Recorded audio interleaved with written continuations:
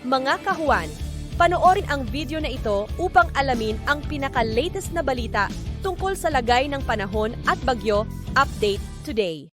Sa ngayon po ay wala tayong binabantayan na LPA o bagyo sa loob at labas ng ating Philippine Area of Responsibility, bagamat iilang bahagi pa rin po ng ating bansa ay makakaranas ng mga pag-ulan ngayong araw.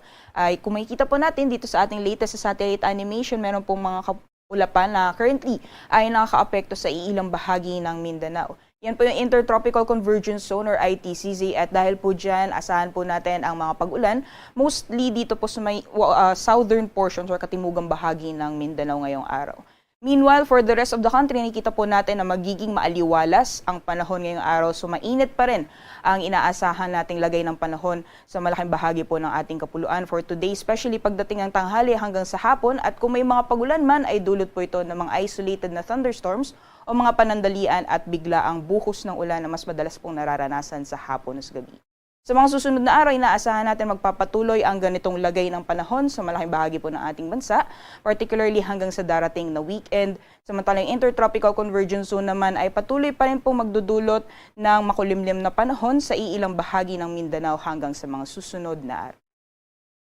Para naman po sa ating latest na heat index forecast or damang init na mararanasan sa ating bansa ngayong araw. Dito po sa Metro Manila, posibleng umabot ng 40 hanggang 41 degrees Celsius ang damang init ngayong araw. At yung pinakamataas naman po posibleng maranasan dito sa ating bansa ay sa Dagupan City, Pangasinan na posible pong umabot ng 45 degrees Celsius. Samantalang sa nalabing bahagi man po ng ating kapuluan, ilang bahagi pa lang po ng Northern at Central Luzon ay nakapaloob sa danger levels ng heat index values. Yan po ay 42 hanggang 45 degrees Celsius. Kaya po sa ating mga kababayan, especially sa mga nabanggit na lugar, manatili pa rin po tayong hydrated.